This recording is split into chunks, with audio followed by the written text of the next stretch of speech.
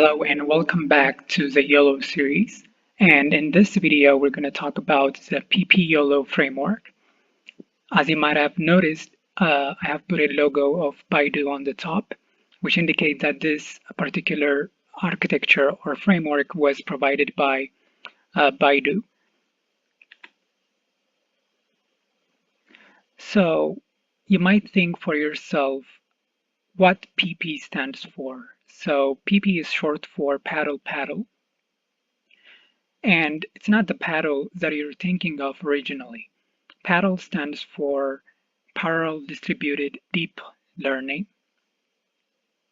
And it was developed by, as I mentioned before, by Baidu, which is also known as the Chinese version of Google. And it includes the building blocks which is required to develop deep learning models. So it was primarily written in Python, and it works both by using the PyTorch and TensorFlow frameworks.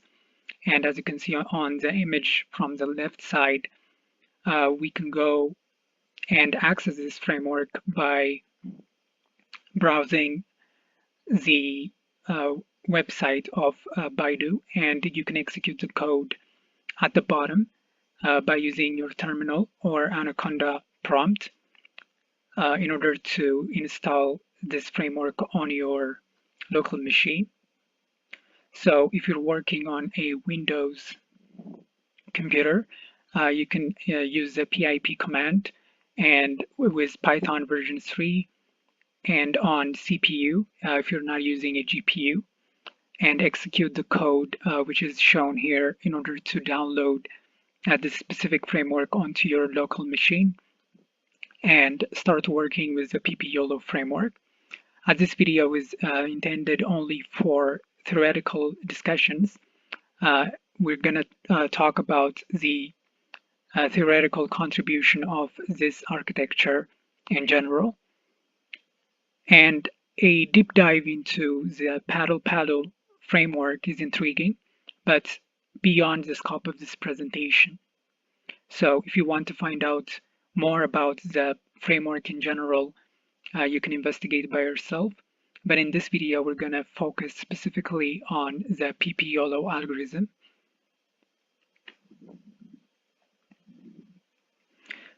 So Baidu published a paper known as PP-YOLO, and it pushed the state-of-the-art in object detection research by building on top of the YOLO v3 framework. And the paddle-paddle deep learning framework was a cutting-edge computer vision research in this company.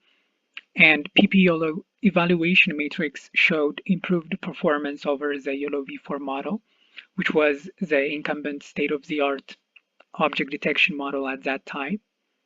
But still, the Baidu authors wrote or introduced their paper by mentioning that this model is not intended to introduce a novel object detector, but it is more like a recipe which tells you how to build a better detector step by step. So instead of introducing or modifying the overall architecture, they stuck to their plan by using only techniques that can improve the inference speed and accuracy. And when we discussed about YOLO v4 in the previous video, we have mentioned a set of techniques that were introduced in order to improve the performance of the model without changing its architecture, which are known as the bag of freebies. So they mostly stuck to these particular set of techniques in order to improve the model, but there was no major overall improvement in terms of the architecture. That's why they mentioned that it wasn't a novel object detector, as was the case in the YOLO X and YOLO R models.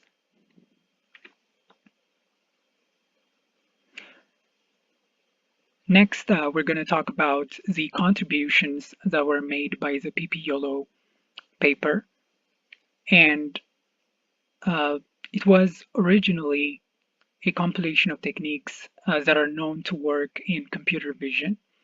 And the novel contribution is like to prove that the ensemble of these technologies will improve the overall performance of the model and to provide an ablation study of how much each step helps the model along the way. So let's see the set of contributions that they mentioned on the paper one by one. The first one was replacing the backbone of the original YOLO v3 and the YOLO v4 models. The first PP-YOLO technique was to replace the YOLO v3 darknet 53 backbone with a ResNet 50 ConvNet backbone. And ResNet is a very popular backbone, which is used in object detection frameworks. And it has fewer parameters when compared to the darknet 53 model. And when they replaced the backbone, they saw an improvement in terms of the mean average precision, which was a huge win for the PP-YOLO model at that time. And the second technique that they deployed in their model was the exponential moving average. And the AMA tracks the network parameters to maintain a shadow of the model's weights for prediction time. And this has been shown to improve the inference accuracy. And let's start by defining the term exponential moving average algorithms if you're not familiar with the term. It's very quite common in the financial analytics domain. And using a similar methodology, the authors improved the performance of the model by smoothing out the weights during the training phase. So they adopted a technique that was originally used in financial analytics domain so that they can smooth out the weights of the model or the parameters of the model during the training phase. And when they performed this particular technique, they managed to find that it has improved the overall result. And we're not going to delve into the specifics of the algorithm itself, but we will mention that they have deployed this specific technique in order to get better results. And this process is also very memory efficient, since at every update step, only the value of the smoothing factor needs to be kept in memory. And this value was set to 0.9998 in the paper. And this is a specific parameter that we use, which is known as the smoothing factor. And we just have to keep this factor in memory, so it is considered to be memory efficient. Next, they used a larger batch size compared to the original YOLO v3 model. And in order to improve the model performance, the authors of the paper experimented with a batch size of 192. They bumped up the batch size from the original YOLO v3 paper, which was 64 to 192. And training the neural network with a larger batch size leads to a boost in the accuracy of the model by stabilizing the training process. And of course, this is hard to implement if you have a GPU memory constraint, because if you decide to use a very large batch size, you need to be able to execute it on a hardware which is efficient of handling that much computation, because on every iteration of the training phase, it's going to use a batch of 192 images. So that will be a memory constraint on our device, but according to them, they were able to conduct this experiment by using a GPU memory, which was able to handle a batch size of 192. And when you increase the batch size, you get a better performance. So for them, it worked properly. Another technique that they used was the drop block regularization.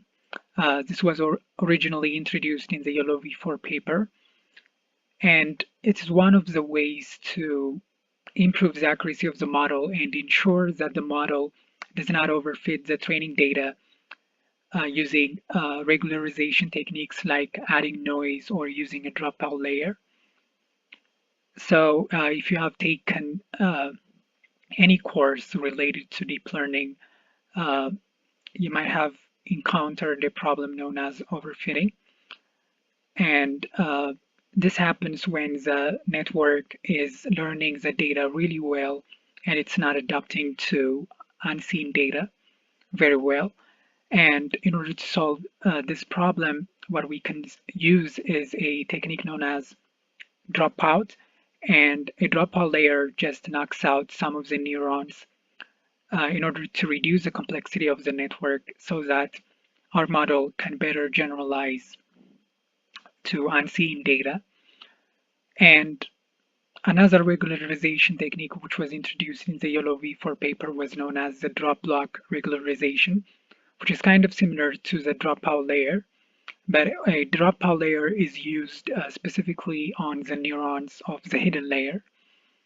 But in terms of the drop block regularization, as we can see on the image from the left side, we can just remove some of the features that are not useful and just focus on the features that are important in order to make a decision.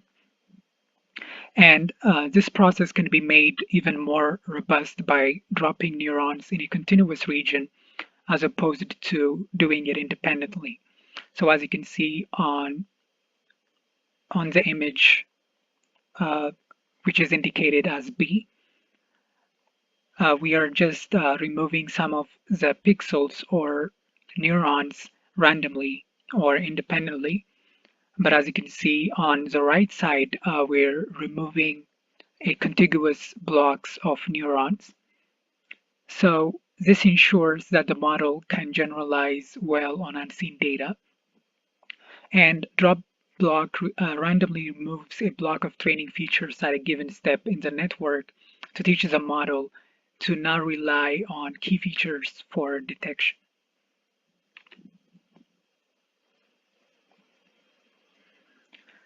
So PP-YOLO implements the drop block regularization in the feature pyramid network or the neck part of the network.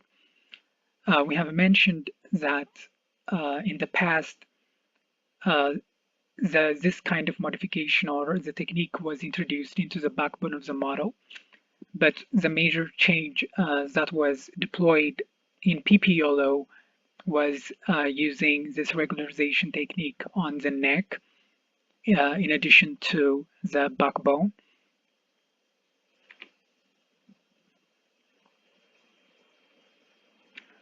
The other technique that they introduced was the IOU loss. And neural networks have a loss function to make the network learn and adapt.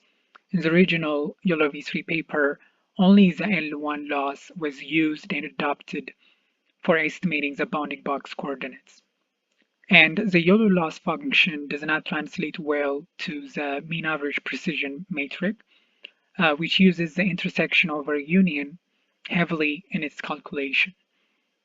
So it's highly dependent on the metric of the intersection over union.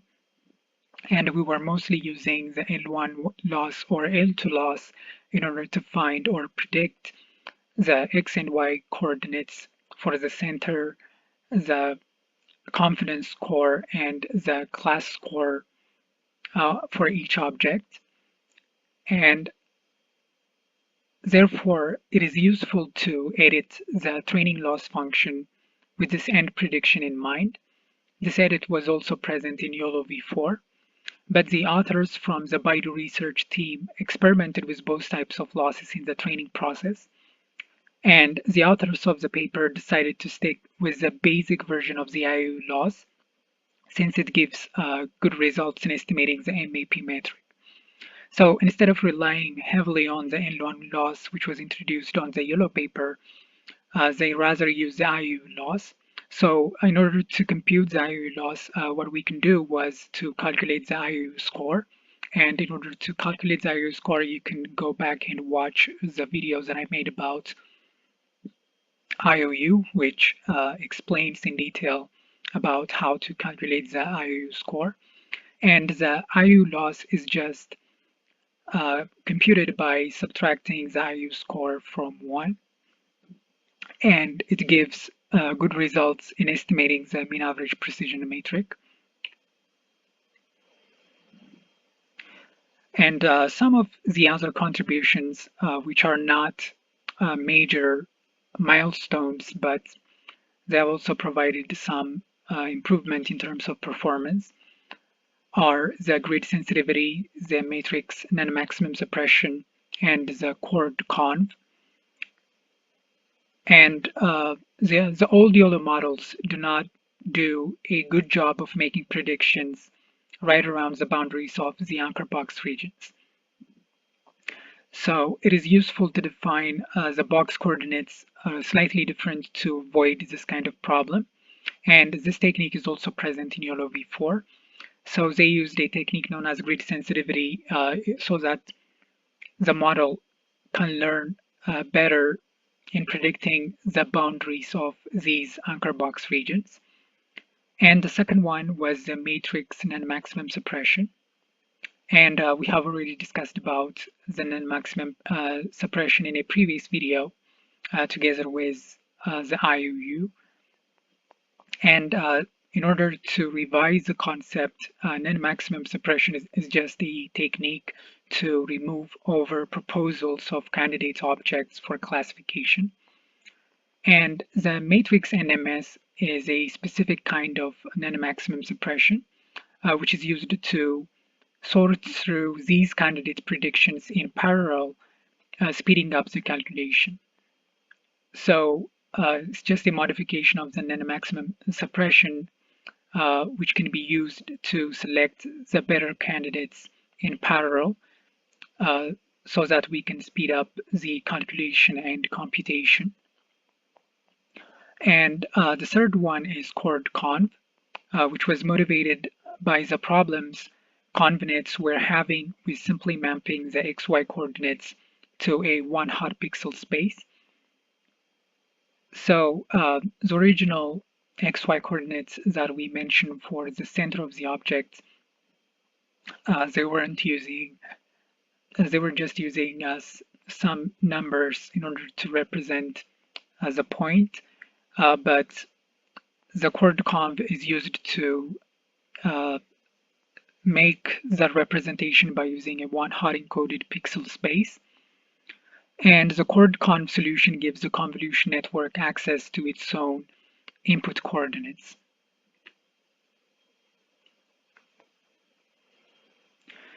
So we have mentioned that they have replaced the original DarkNet 53 backbone with a ResNet 50 neural network, and using a pre-trained model as a backbone and transferring the knowledge learned from one domain to another domain is a common trick or technique to improve the speed of the training in order to improve the effectiveness of the model. And the PP-YOLO authors distilled down a larger ResNet model to serve as the backbone. And a better pre-trained model shows to improve downstream transfer learning as well. So the authors used a better set of pre-trained weights for the backbone architecture, which allowed them to improve the final detection accuracy even more.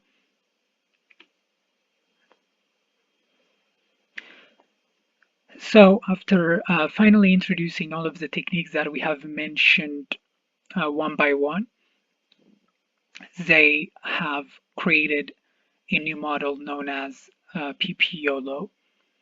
So as you can see, it starts from A, and they used the darknet 53 from the YOLO v3 model as the original backbone. And you can see the mean average precision, the size of the parameters, the G-flops, inference time, and the frames per second. And the first modification that they made was replacing the backbone with ResNet 50.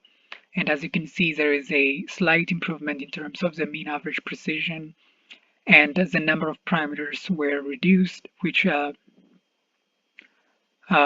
simplifies the computation time, and it also reduced the G-flops and the inference time, and increased the frames per second.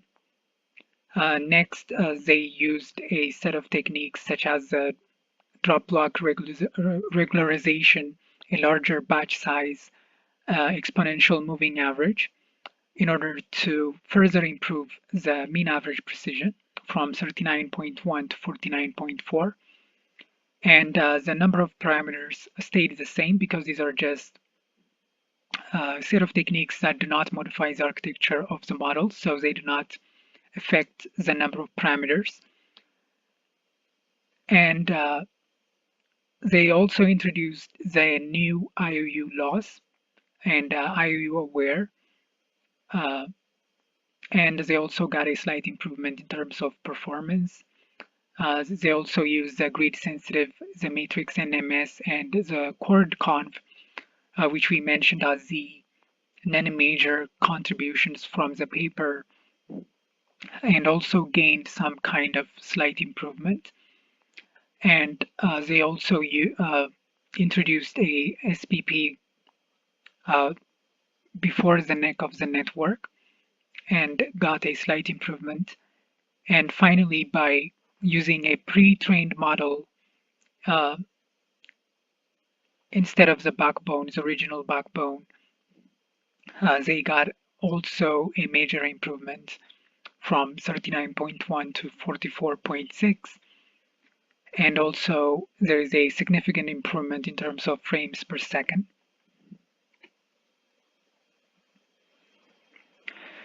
Finally, let's discuss the results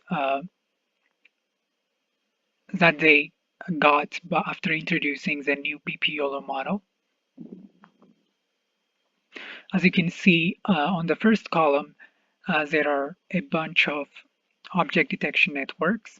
The first one is the RETINET, which was introduced by Facebook after using the focal loss. And on the second row, we have the EfficientDet, which was built by Google, another computing object detection model. And also we have the RFBNet and the previous YOLO models, such as the YOLO v3 and YOLO v4. And finally, the new PP-YOLO model after changing the backbone and introducing the new set of techniques. The PP-YOLO took the YOLO v3 model from 38.9 to 44.6, as we have seen in the previous slide. And the model also improves the mean average precision on COCO from 43.5 to 45.2. And these metrics are shown in the paper to beat the currently published results for YOLO v4 and the EfficientDet architecture. So finally, let's conclude by answering the question, is PP-YOLO state-of-the-art model? In fairness, the authors note this may be the wrong question to be asking. The author's intent appears to not simply introduce a new novel detector, but rather to show the process of carefully tuning an object detector to maximize performance. And PP-YOLO does not introduce a new way of designing object detection models. However, it provides a valuable case study of which tricks known from a wider field of deep learning work well in the context of one-stage object detectors.